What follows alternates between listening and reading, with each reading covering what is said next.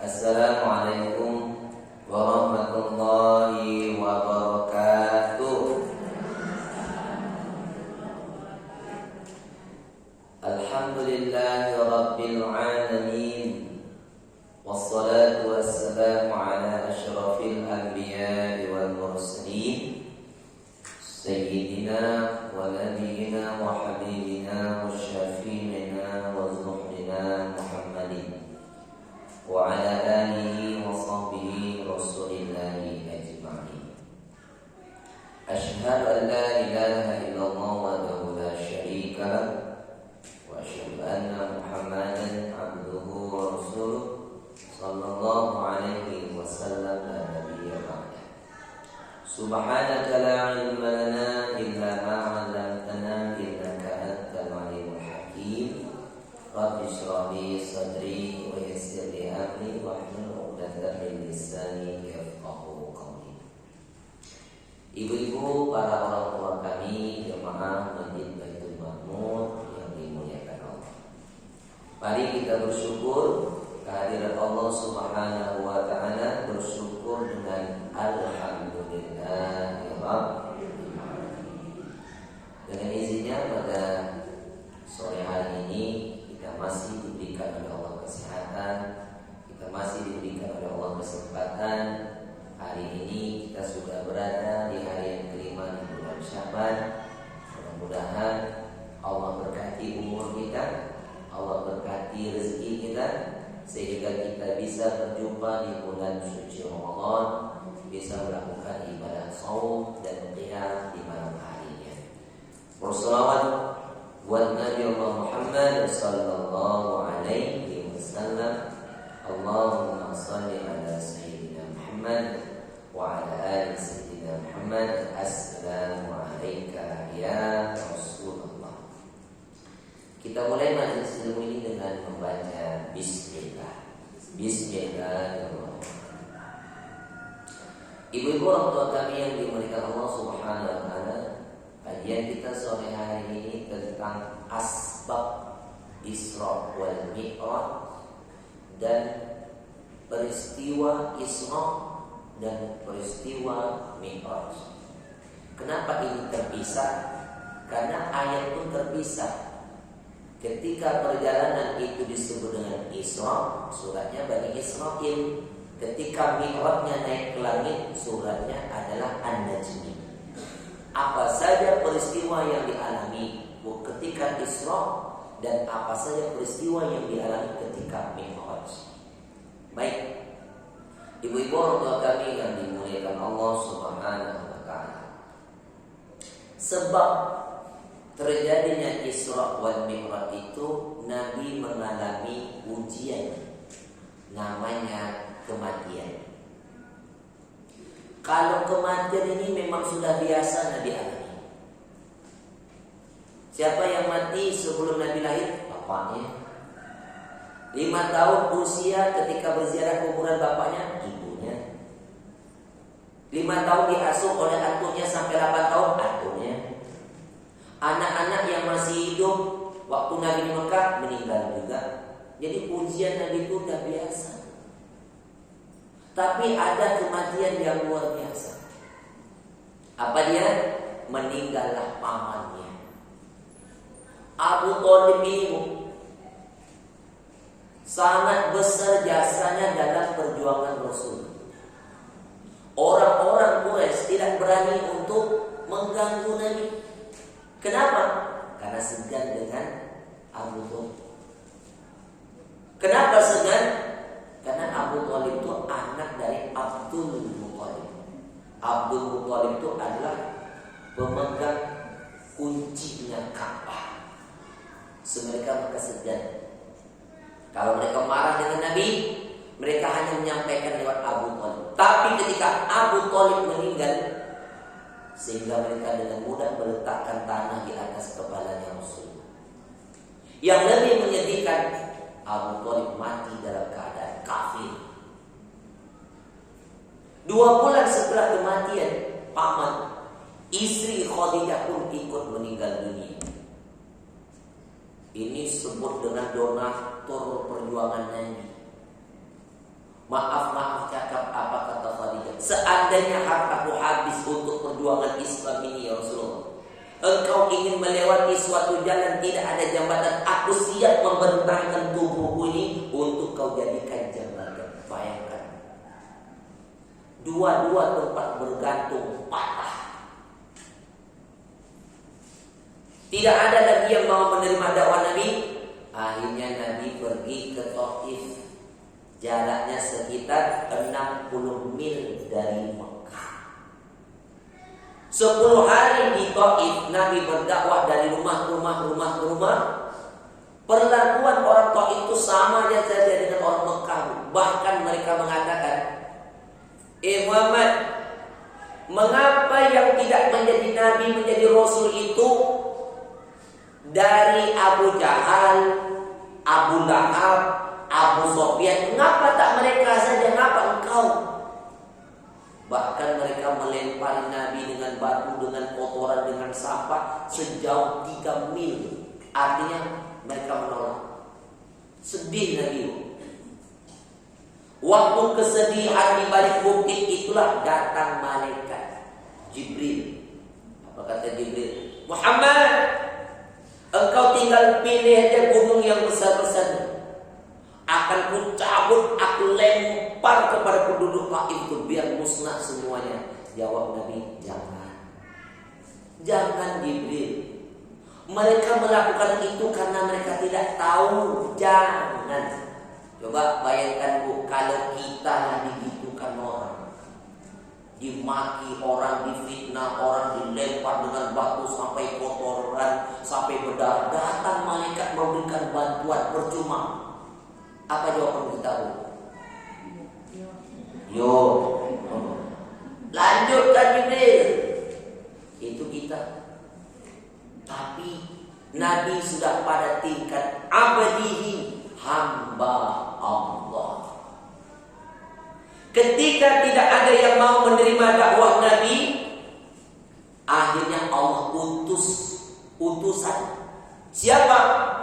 Jin. Jin yang mendengar dakwah Nabi, ketika mendengar bacaan Al-Quran, jin langsung beriman. Lalu pulang ke Yaman, berdakwah di Yaman, jin-jin itu ada 70.000 jin masuk Islam. Jadi jin itu ada yang mukmin, ada yang kafir. Sama dengan kita. Tidak. Wa ma khalaqtul jinna wal insan illa. Ketika Nabi pulang dalam keadaan terluka, sedih, malam itu dia tidur di rumah Ummu Hanif. Malam itu Jibril turun menembus atap rumah Ummu Hanif, lalu membelah dada Nabi, membersihkan hatinya dengan air Zam-Zam. Wadahnya terbuat dari emas. Ini pembelahan dada yang kedua kalinya. Pertama kali sewaktu diasuh di Halimatus, usianya lebih kurang 4 tahun. Dan peristiwa pembelahan kedua ini adalah sebelum Isra wal Mi'raj. Setelah dada Nabi dibersihkan, hatinya dibersihkan, Allah telah menyiapkan kendaraannya buruk. Buruk itu lebih kecil daripada kuda, lebih besar daripada keledai. Kalau malam hari dia akan bercahaya. Inilah kendaraan tunggangan para nabi. Dan kecepatan buruk itu seperti kilat. Yakadul barqu yakhtafu absar. Yakadul, hampir buruk. Buruk itu kilat. Kecepatan seperti kilat. Nah, makanya kalau kita lihat hikmah dari peristiwa Isra ini, subhanalladzi asra bi 'abdihi. Maha suci Allah yang telah memperjalankan hambanya. Artinya dengan keadaan Nabi yang masalah, gundah, galau, dalam banyak ujian, stres, Allah bawa Nabi itu jalan-jalan. Jadi kalau ibu ada masalah, suntuk tidak ada, solusi pergilah Dah balik ya? Alhamdulillah selamat ya Bu. Maka dari itu ibu-ibu orang tua kami yang dimuliakan Allah Subhanahu wa taala, ketika Nabi sudah mempersiapkan perjalanannya dan mulai menuju ke Masjidil Aqsa yang jaraknya adalah sebulan perjalanan naik onta, sebelum Nabi sampai ke Masjidil Aqsa, Nabi singgah di dua tempat. Pertama, Nabi singgah di Baitul Lahmi, tempat lahirnya Isa bin Maryam. Di manakah itu? Baitul Lahmi itu di Mesir. Seterusnya berhenti di mana? Di Bukit Tursina. Dan langsung Nabi menuju ke Masjidil Aqsa. Jadi 4 tempat inilah, ya, 4 tempat inilah di mana para nabi diutus oleh Allah. Di luar 4 kota kita ada. Di dalam Al-Quran kita sering bacakan Wattini wazzaitun. Wattin, demi buah tin. Buah tin itu di mana? Irak. Siapa nabi yang diutus di Irak? Nabi Nuh. Wazaitun, buah zaitun di mana? Syam. Siapa nabi yang lahir di Syam? Yaitu di Nabi Isa.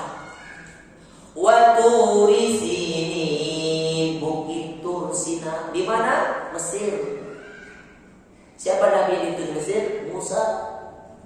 Wa hadal baladil, dan ini negeri yang aman. Di mana? Mekah. Siapa nabi yang diutus di Mekah? Nabi Muhammad sallallahu alaihi wasallam.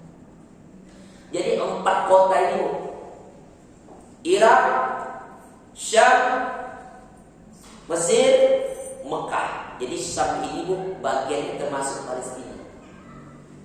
4 kota inilah tempat Nabi dan Rasul diutus oleh Allah. Di luar 4 kota ini tak ada, termasuk Pekanbaru. Ketika Nabi sampai di Masjidil Aqsa, Nabi mengikat kendaraan buruknya di dinding masjid.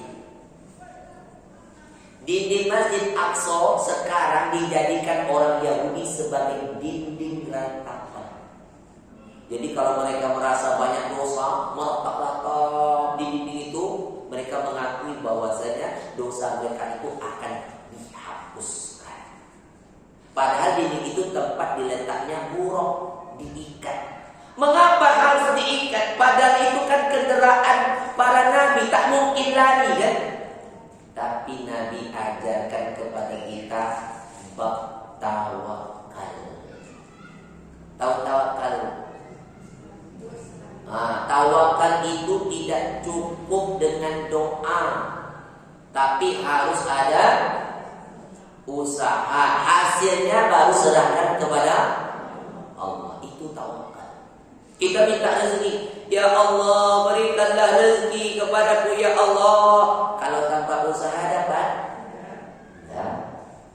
Minta anak, ya Allah berikan kepada kami keturunan anak yang soleh dan soleha. Kalau tak kawin dapat?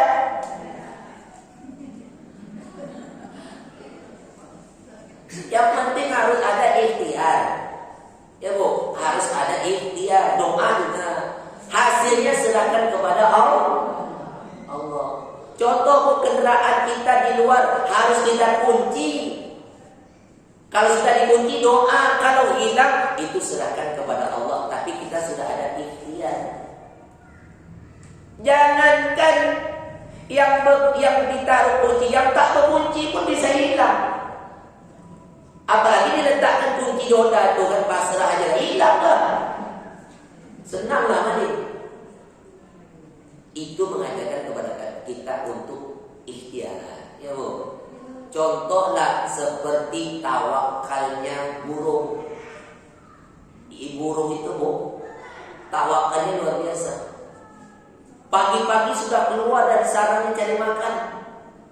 Pergi dalam keadaan lapar, pulang dalam keadaan siapa yang telah mengenyangkan? Allah. Burung kalau pergi cari makan berombong-rombongan ramai dia pergi kan. Kalau ada seekor burung dapat makan, dia akan berkicau-kicau, ajak kawannya makan sama-sama. Saat sedikit dapat makan sama-sama. Itu burung. Kalau apa? Dapat rezeki makan surang piong. Enak. Bila tak ada rezeki baru berkicau.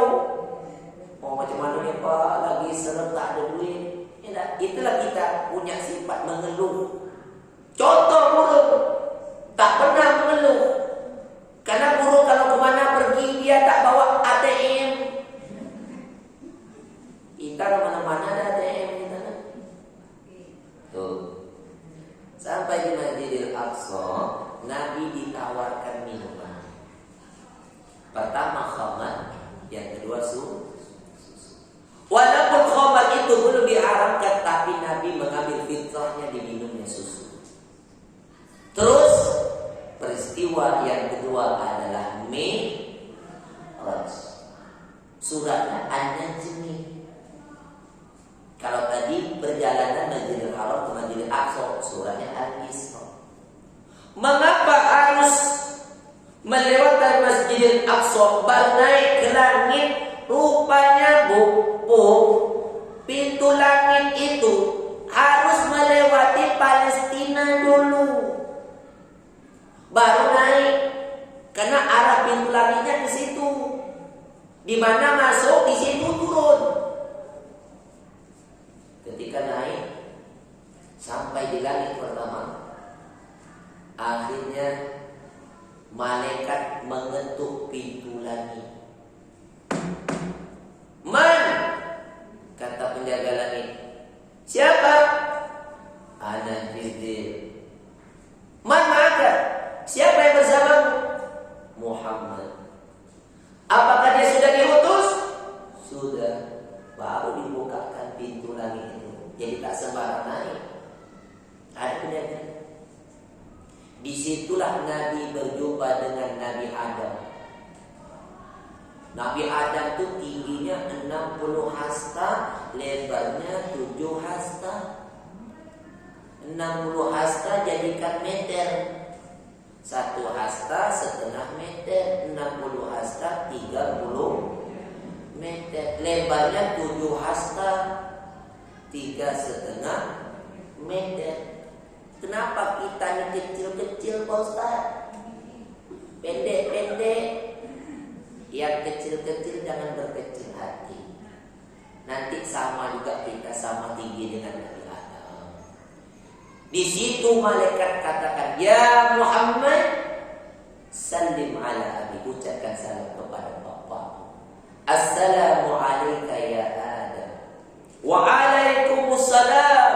Marhaban binabiyyin salih. Marhaban wa bin salih. Selamat datang Nabi yang soleh dan anakku yang soleh. Di situ ada menangis. Dia melihat di sebelah kiri Rasulullah itu ada ruh-ruh anak cucunya yang masuk neraka. Dia tersenyum sebelah kanan Rasulullah itu ada ruh-ruh anak cucunya yang masuk surga. Artinya tidak semua anak cucunya ke neraka dan tidak semua ke surga. Terus naik langit kedua, jumpa dengan Isa bin Maryam dan Yahya bin Zakaria. Nabi juga mengucapkan salam. Naik ke langit ketiga, berjumpa dengan Nabi Yusuf. Nabi Yusuf adalah Nabi yang tampan, Nabi yang ganteng di dunia.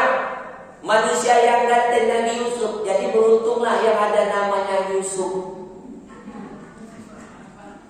Saya kan Sofyan Yusuf, ada sikit kan?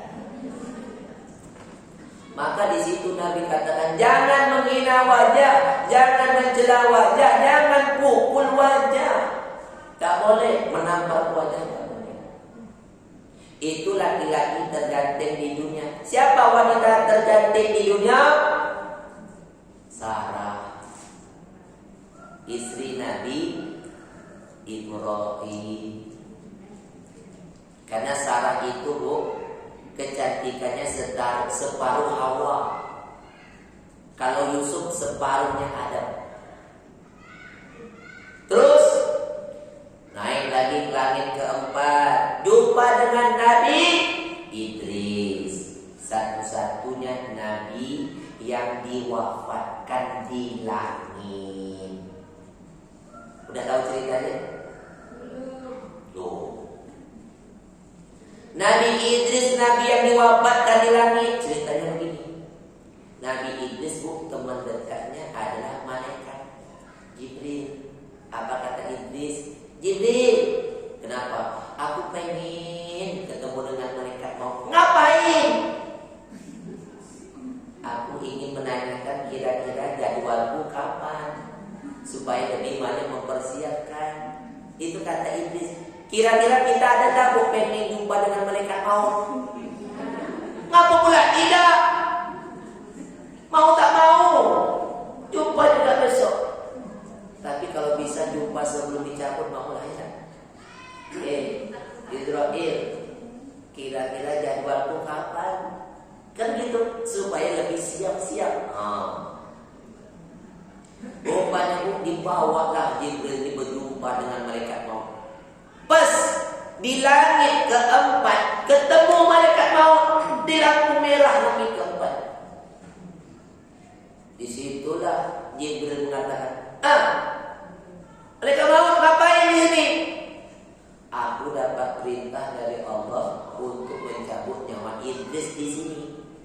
Aku heran, Idris kan di bumi, ngapain aku di sini? Enggak, kebetulan Idris ada denganku sekarang. Kemana dia? Ini di pundakku ini. Oh, tanpa basa-basi, Bu, langsung eksekusi. Tak sempat nak bertanya lagi, cabut. Itulah, Bu, kisah. Naik langit kelima, jumpa dengan Nabi Harun. Nabi Harun ini abang Musa. Diminta Nabi Musa, abangnya juga ini, diangkat juga menjadi Nabi. Kenapa? Karena Harun ini ucapannya lancar, fasih, jelas. Kalau Musa ucapannya cadel. Apa bahasa awak? Telo, pelat. Ngapa Musa itu pelat? Ceritanya begini. Waktu kecil Musa itu diasuh oleh Asia. Siapa Asia? Imro'atu Fir'aun, istrinya Fir'aun. Diasuhlah Musa ini. Walaupun Fir'aun kerjanya membunuh bayi, tapi ketika melihat anak bayi ada juga hati nuraninya. Nanginang. Sekali Musa tarik jenggotnya, terbanting Fir'aun. Kekuatan Musa bayi sama dengan orang dewasa. Terjatuh Fir'aun mengamuk. Inilah dia bayi yang akan menghancurkan kedudukanku. Diambilnya pedang mau ditembas. Datang Asia. Mengapa kamu Fir'aun mau bunuh bayinya? Iya. Engkau janganlah bunuh bayi tak bersalah nih. Engkau tak tahu tadi Asia, aku dijungkir baliknya bayi. Mana mungkin bayi membuat kamu seperti itu Fir'aun? Engkau tak nampak Asia. Ya memang tak nampak lah. Kalau kau tak percaya Asia, nih, taruh roti, taruh bara api. Kalau dipilihnya roti, aku tebas dia. Tapi kalau dimakannya bara api, selamatlah dia. Maka malaikat Jibril mengarahkan Musa makan bara api ke dia. Itulah lidahnya pelat. Maka ketika berhadapan dengan Fir'aun sering membaca doa, Rabbishrahli wa yassirli amri wahlul 'uqdatam yafqahu qawli. Maka hendaklah kita begitu. Kalau kita menyampaikan sesuatu, kita MC, kita kata sambutan, tukang ceramah, Baca doa itu terlebih dahulu supaya materi yang disampaikan jelas, orang yang mendengar jelas. Kan begitu. Bagi yang tak membaca doa, ditambah pula tak menguasai materi, berhadapan dengan orang banyak, grogi, hilang konsentrasi, buyar semuanya, demam panggung. Yang ingat ama badu, tak selesai. Naik ke langit ke-6, jumpa dengan Musa. Di situ Musa cemburu dengan Nabi. Umatku banyak, umatku kuat-kuat, tapi yang beriman sedikit, yang masuk surga sedikit. Sementara engkau Muhammad, umatmu banyak tapi tak kuat, lemah, tapi banyak yang beriman dan banyak masuk surga, dan pertama kali masuk surga. Cemburu Musa. Terus naik ke langit ke-7, jumpa dengan Ibrahim. Ibrahim ini Rasulullah wajahnya mirip dengan Nabi Ibrahim. Kenapa? Atumnya. Ibrahim punya anak Ismail, Ismail punya anak sampai ke Rasulullah Muhammad. Ibrahim sedang bersandar di dinding Ka'bah, di dinding Baitul Ma'mur. Kenapa? Karena Ibrahim juga yang telah merenovasi Ka'bah. Terus naik ke Sidratil Muntaha. Sidrah itu pohon bidara, terbuat dari emas. Tak bisa digambarkan indahnya, kata Nabi. Daunnya emas, permata, intan, berlian. Muntaha, terbatasnya ilmunya manusia, ilmu malaikat, ilmunya jin terbatas. Sampai di situ. Akhirnya malaikat tidak lagi menemani Rasul. Nabi langsung berjumpa dengan Allah. Maka turunlah perintah sholat. Kalau yang lain wahyu diturunkan melalui perantara malaikat, tapi kalau sholat langsung dari Allah yang perintahkan. Terus akhir dari surat Al-Baqarah, amana rasulu bima. Setelah berjumpa dengan Allah, Nabi dibawa lagi malaikat untuk memperlihatkan tanda-tanda kebesaran Allah. Nabi melihat surga. Ada surga yang wangi banget. Ya Jibril, ini bau apa harum ini Jibril? Itulah baunya kuburan Masyitah. Kok bisa wangi seperti itu? Siapa Masyitah itu? Tukang sisirnya anak Fir'aun. Ketika sisirnya jatuh, Masyitah ambil dengan mengucapkan Bismillah. Ditanya anak Fir'aun, siapa Allah itu Masyitah? Apakah dia bapakku Fir'aun? Bukan. Allah itu Tuhanku, Tuhanmu, dan Tuhan bapakmu. Dilaporkan kepada Fir'aun. Maka dipanggil Masyitah. Masyitah, betul ada Tuhan selain aku? Iya. Engkau tahu tak apa resikonya? Tahu. Siap dibunuh? Siap. Panaskan minyak, goreng Masyitah. Bau gosongnya Masyitah dibalas harumnya surga. Terus Nabi mendengar bunyi telapak kaki di surga. Ditanya kepada mereka, ya Jibril, itu bunyi apa tuh Jibril? Itu bunyinya sendalnya Bilal. Kok bisa sendal Bilal ada di sini?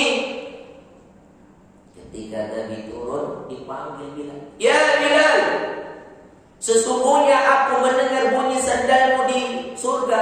Apa yang kau lakukan?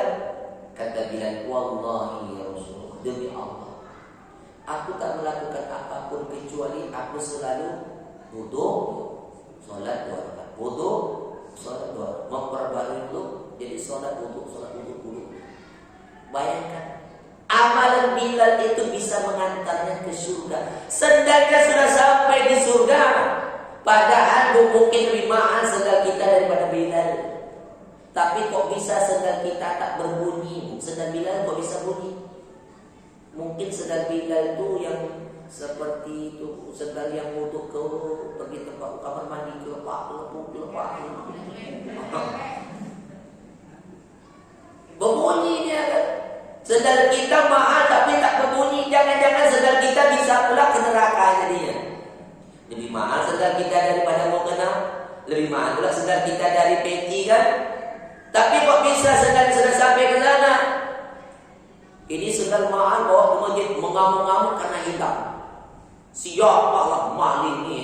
Sendal awak mahal hilang. Seharusnya jangan marah, bersyukur. Kok bisa Ustaz? Sendal hilang kok bersyukur? Jangan-jangan sendal itu nanti sampai ke surga duluan. Kok bisa? Karena sendalnya sudah sampai di masjid. Yang kita khawatirkan sendal yang mahal di rumah tak pernah sampai ke masjid, bahkan orangnya pun tak sampai-sampai. Itulah yang menyebabkan neraka nanti. Terus Nabi melewati neraka. Di situ Nabi melihat ada orang mencakar-cakar wajahnya. Apa itu Jibril? Itulah orang yang suka menggibah, memfitnah, adu domba. Ini loh, kalau dosa tangan mungkin sedikit, menampar orang, mengambil hak orang. Dosa kaki mungkin melangkah di tempat yang tak diridhoi, mungkin menimpa orang. Dosa mata mungkin melihat yang tidak diridhoi. Dosa telinga mungkin mendengar yang berita bohong, fitnah. Tapi kalau mulut, gara-gara mulut hancurlah rumah tangga. Gara-gara mulut hancurlah negara. Gara-gara mulut hancurlah persahabatan. Mulut jangan. Terus Nabi melihat orang berenang di laut darah sampai di tepian dimasukkan bara api ke mulutnya. Apa itu Jibril? Itulah orang suka makan riba. Ada orang yang menganga mulut dimasukkan bara api ke mulut. Apa itu Jibril? Itulah orang yang suka makan harta anak yatim. Ada yang mengantukkan kepala sampai pecah, elok pecah lagi. Apa itu Jibril? Itulah orang yang tak menggunakan kepalanya untuk sujud di hadapan Allah. Turun Nabi. Ketika turun malaikat dan para nabi ikut sampai ke Masjidil Aqsa, Nabi memimpin sholat dan Nabi jadi imam. Artinya agama Islam akan masuk di segala lini kehidupan manusia. Seluruh negara ada agama Islam. Pulang Nabi ke Mekah, sampai di rumah Ummu Hanif, Nabi istirahat capek.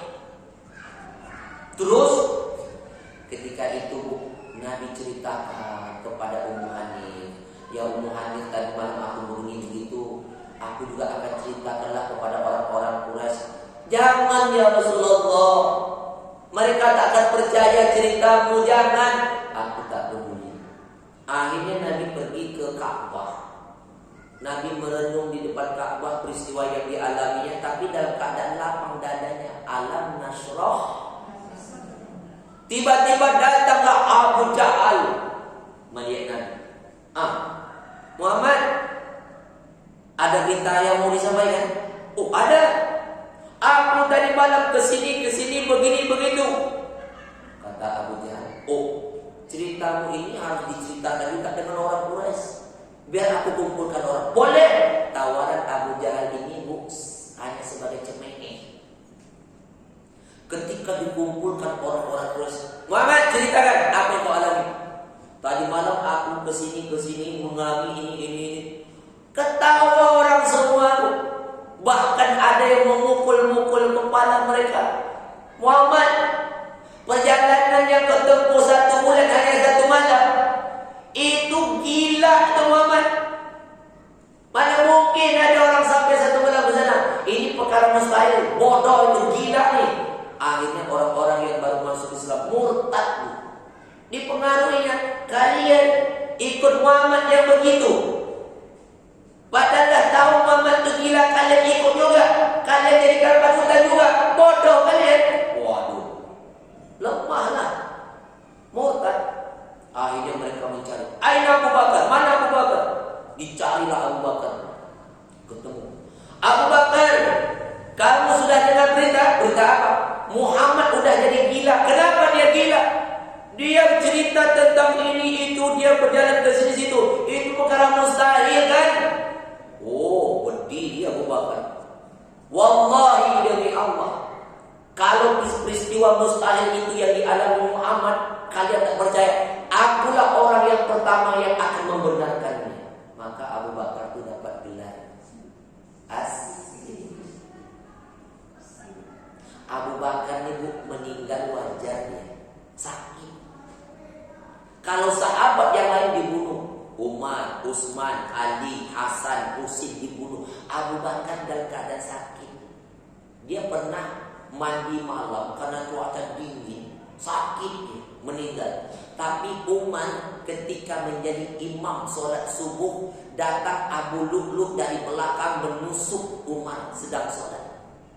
Karena waktu itu belum ada PLN. Jadi tak tahu orang bawa senjata kan. Jadi kalau ada orang sekarang bawa senjata menikam imam, menikam ustaz, itu disebut orang gila. Itulah pengikut Abu Lu'lu' tuh. Ketika Umar ditikam, apa kata Umar? Siapa yang telah menggigitku? Anjing mana? Akhirnya Umar terjatuh. Akhirnya sahabat bawa Umar pulang dan sholat digantikan kawannya. Sampai di rumah Umar pingsan, kehabisan darah, pingsan. Cemana membangunkan Umar ini? Umar belum sholat lagi. Umar ini kalau seandainya mendengar azan, dialah orang yang pertama kali yang akan bergegas ke masjid. Kenapa? Ketika sampai di masjid, dia harus dapat posisi yang pertama, saf di depan. Itu dia. Kalau seandainya ada orang yang sudah memenuhi saf depan, dia dapat saf nomor 2, mau dia taruhan. Gimana ceritanya? Begini. Kau di depan. Aku depan ya. Oh enggak.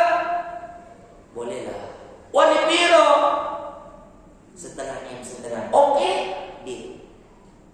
Maka dibayar setengah miliar. Maju depan, asalkan sak depan itu dia bisa dapat. Itu Umar. Beda dengan kita. Selagi ada sak belakang yang bersudut, sak belakang aja lah. Lalu bagaimana untuk membangunkan Umar ibu? Rupanya harus kawan-kawan.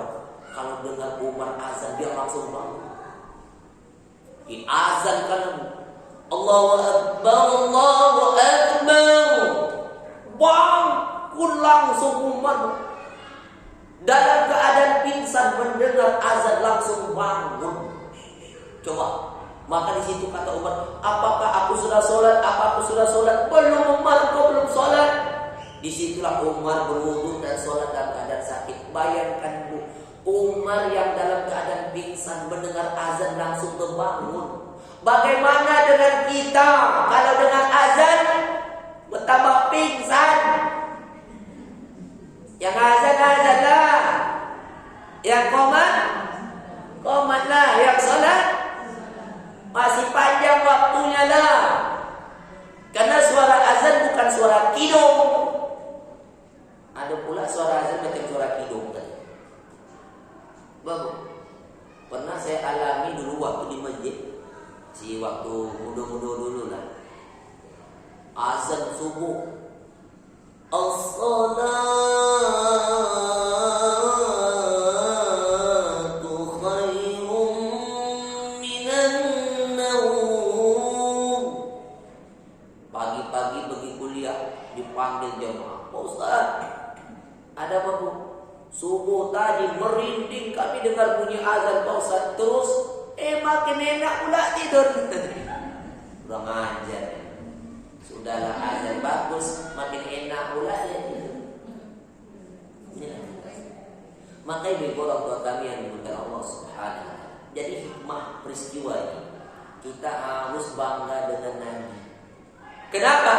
Nabi itu sudah sampai di Sidratil Muntaha berjumpa dengan Allah. Satu-satunya Nabi diperjalankan oleh Allah Tapi kadang orang bangga dengan tokoh. Siapa? Yang naik ke bulan? Neil Armstrong. Bangga naik ke bulan. Bulan turun sampai langit pertama. Pak. Tapi Rasul sampai ke atas. Maka Nabi tekankan kepada kita, muru auladakum, suruhlah anakmu sholat, perintahkan keluargamu sholat, suruh usia di 7 tahun, wa'mur ahlaka bis-sholati wastabir 'alaiha, suruhlah keluargamu anakmu sholat di usia 7 tahun. 7 tahun tuh Bu, macam-macam perangai anak. Apalagi sholat subuh, sabar betul kita menyuruhnya tuh. Apalagi tak sekolah sekarang. Nak bangun nak, nak bangkit, harus diangkat, harus dibawa, harus diteman sampai kamar mandi, harus ditunggu. Kalau tidak, tidur di situ sampai selesai mandi sampai sholat di demo juga. Itu anak kalau usia 7 tahun. Wastabir 'alaiha, sabarlah kamu ketika menyuruhnya.